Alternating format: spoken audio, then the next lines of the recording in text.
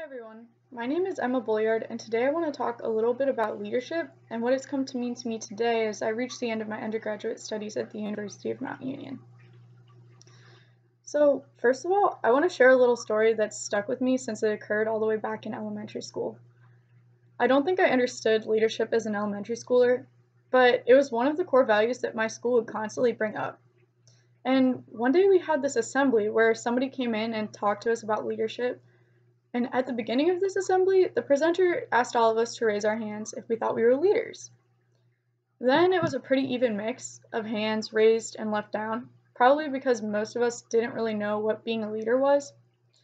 But after the man talked about leadership and was wrapping up his message, he asked us all again if we thought we were leaders.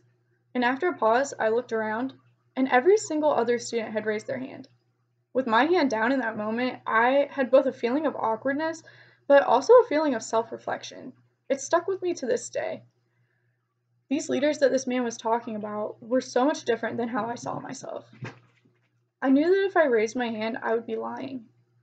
And ever since then, I've thought about this moment every single time the concept of leadership is brought up. Today, though I have much more to learn, I believe that I have a much better idea of what leadership means to me, and I now truly believe that I fulfill the description of a leader. I want to discuss the traits and skills that I now link to the term leadership and how I've displayed these traits in a few of the leadership roles that I've assumed during my undergraduate studies. The first trait that I believe all leaders possess is selflessness. To me, leaders act as a guide for a group of people in a journey towards reaching a common goal, but in some cases, a leader might have to lead others towards their own personal goals, even if the leader doesn't even share that goal. I recognized this skill in myself when I assumed the role of an instructor this year at my local pony club organization. My role as a teacher was to prepare a group of students to take a big test to earn a certification in horse management and riding from the National Pony Club organization. Though I had already obtained this certification, I needed to act as a leader for these students and to guide them in the right direction to reach their goal of obtaining the certification at the end of the year. To me, a leader should be inclined to perform acts of service, such as volunteering to help others fulfill their goals, even if they receive nothing in return. Motivation to perform these duties stems from my desire to see others succeed, and this is the same motivation that I would expect any leader to have in assuming the leadership position. The second skill that I feel leaders must possess is listening. I used to think that leaders just told everyone what to do because they were supposed to have all the answers, but I now know that being a leader is something that no one can do alone. A leader can only help others reach their goals if they understand what their barriers, reasoning, and expectations are throughout the process of attaining that goal. I've learned to be a listener through my volunteering as a health coach with the Alliance Community Hospital. Working with a patient to improve their healthcare outcomes is not something I can just make happen by telling that patient what to do. I need to first understand what is happening to cause the patient's health to be less than ideal, and many times there are underlying issues causing it to be difficult for that patient to follow doctor's orders fully. It's my role to listen and understand these barriers and to work with the patient to guide them towards a solution. No leader can help others without being prepared to listen to others and to compromise accordingly. The third and final traits that I believe leaders must possess are self-confidence and independence. Sometimes a leader has to stray from the status quo to do what they believe is right.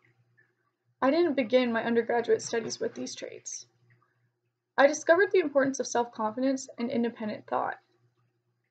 In my experience as a STEM major, I learned quickly that it was easy to get sucked into negative thoughts. With some really tough courses, my peers and I really soon discovered that our dreams of straight A's were not going as planned. In this discovery, I faced a lot of negativity in my peers, and I also became negative myself. I'd always valued learning, and I knew I was gaining an incredible amount of knowledge in my courses, and I was really enjoying the content, but I let grades ruin my enjoyment of studying the subjects that I loved, along with my peers. Over time, and with the help of some of my closest friends and family, I learned that letting these letter grades determine my happiness wasn't reasonable. It was after this realization that I truly became a leader amongst my peers in STEM. I've since spent my time spreading positivity and encouragement and knowledge with other students at Mount, and I've truly begun to enjoy my studies again. I don't get upset over tough courses or less than perfect grades anymore, and I try to spread the notion that learning and loving our courses of study is the most important thing, even if my peers aren't feeling the same way at the moment. Stepping away from negativity takes a lot of self-confidence and independent thought, and I believe that doing this has been one of my greatest accomplishments in the path to becoming a leader. I hope that by spreading my leadership journey with all of you, I've inspired you to assess how you've been a leader in daily life. It doesn't take an army to become a leader. We can be leaders in every single interaction we have.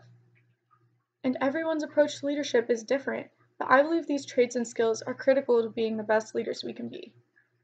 I'm so grateful to the University of Mount Union for providing me these learning opportunities and encouraging me to be the leader that my elementary school self aspired to be.